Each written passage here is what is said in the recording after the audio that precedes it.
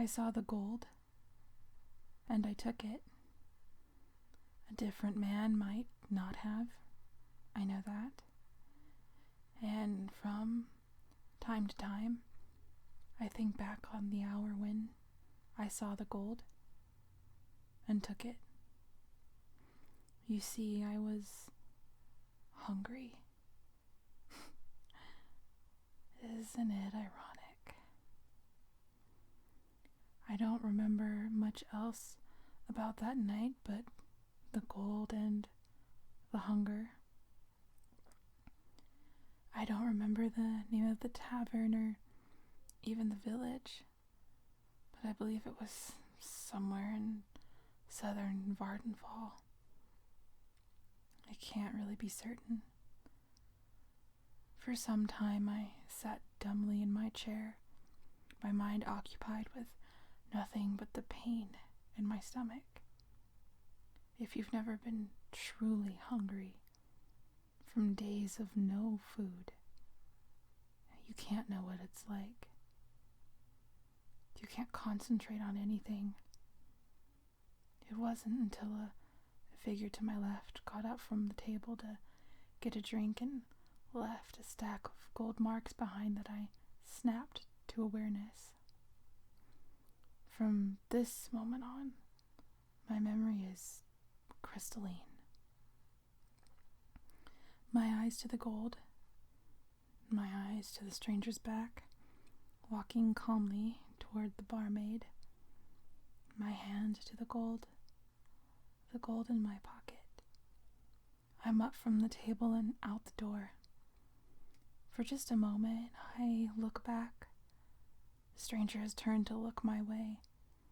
He wears a hood, but I can feel his eyes meet mine. I swear I can scent a smile. Out into the street and behind some barrels, I crouch down, waiting for my pursuer. One benefit of a lifetime running from guards, I know how to disappear. For nearly an hour, I waited there, suffering even more from hunger. You see, I was awake now, and I had the means to buy myself a feast. This knowledge tortured me. When I finally got to my feet, I nearly fainted. I had only enough energy to walk to the other edge of the village, to a rundown tavern before collapsing at a table. I think I must have fallen unconscious for a moment before I heard the barmaid's voice. "Can I get you something to eat, Sirrah?" I gorged myself on roasts and pies and huge frothing mugs of grief. As the fog of near-fatal starvation began to lift, I looked up from my plate to see a gold-masked stranger looking at me, his visage glowing by the blinding light of the moon through the window. He wore black leather armor and was a different physique and size from the man I had burgled, but I could tell he knew. I paid for my meal quickly and left. I skirted the edge of the village, through a tiled central courtyard surrounded by the squalid peasants' cottages. There was not a light shining from any window or door. No one was on the streets. I could find no place to hide, so I took the road out of town, heading for the wilderness. Hunger had pushed me on in the days before, but now I felt what I imagined to be the whip of guilt. Or perhaps, even then, it was fear. I fell twice, rushing down the dark path, unused to the slopes and pebble texture. The sounds of animal life, which I had numbed to, were suddenly very loud in my ears. And there was something else out there in the night. Something chasing me.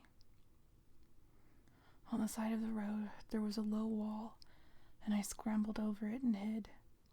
I knew enough about concealment to pick a spot where the bulwark sunk slightly, so even if someone saw the outline of my figure, they would assume it to be part of the wall. It wasn't long before I heard the sounds of running footsteps from more than one person pass me by and then stop. There was a moment of whispered conversation, and one of the people ran back on the path toward the village.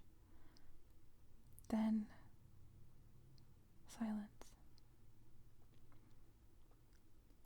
After a few more minutes, I peered out from behind the wall. A female figure in a dun gown, wimple, and veil stood on the road. On the other end of the road, blocking the way back to town, was a knight, coated in dark mail. I could see neither of their faces. For a moment I froze, unsure whether either or both had seen me. "Run," said the woman in a dead voice. The hill behind me was too steep, so I leapt over the wall and across the road in 2 bounds. Into the night forest I ran, the maddening jingle of the accursed gold in my pocket. I knew I was making so much noise my pursuers could not help but hear me, but now I cared more for putting distance between us than in stealth. Clouds of ash filtered through the moonlight, but I still knew it was too bright to hide. I ran and ran until I felt all my blood pumping into my head and heart, begging me to stop. I was at the edge of the wood, on the other side of a shallow stream from a vast, crumbling house and circled by a rail fence. Behind me, running footfall in the broken, dusty earth. To the south, downstream, a distinct, sodden splashing of someone moving nearer. There was no choice. I half jumped and half fell into the mud and dragged myself up the bank on the other side. I rolled under the fence and ran through the open field toward the house. Jerking my head around, I saw 7 shadowy figures by the fence posts. The cloak man I had robbed, the man in the gold mask, the veiled woman, the dark knight. 3 others, too, who had pursued me, but I had not seen. And I thought I was the stealthy one. The moon was entirely hidden in a swarm of ash. Only the stars offered their meager illumination as I reached the open door of the ruin. I slammed and bolted the door behind me, but I knew there could be no protection for very long. As I looked about the ravaged interior of broken furniture, I searched for somewhere to hide, a corner, a niche where, if I stayed very still, no one would see me. A splintered table lying against the wall looked perfect for my purposes. I crawled under it and jumped when something moved and I heard a frightened old man's voice. "Who's there?" "It's all right," I whispered. "I'm not one of them." His puckered, gnarled hand reached out from the shadow and gripped my arm. Instantly, I felt sleep fall upon me, resist it as I might. The old man's horrible face, the face of the hungry dead, emerged as the moon came out and shone through the broken window. His talons still gripping me, I fell back, smelling his death surround me. The table was thrown back. There stood the 7 hunters and a dozen more. No, hunters they weren't. They were harriers who had chased me out of every hiding place, expertly pushing me to the lair of the real predator.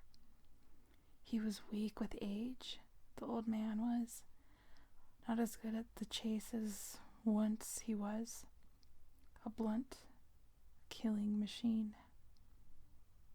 "Please," I said. It was all I could muster. Having enjoyed the sport I offered, he granted me mercy, of sorts. I was not blood dry. I was not cursed by being made one of them, the burn. I was kept with the others, most of us mad with fear, to be aged and tasted at the vampire's whim. We are called cattle. I lost all hope months ago of ever leaving the dank cellar where they keep us. Even if this note finds its way to the outside world, I cannot give enough information about my whereabouts to be rescued. Even if some champion were able to defeat the bloodsuckers, I only write this to keep my own sanity and to warn others. There is something worse than being hungry. Being food.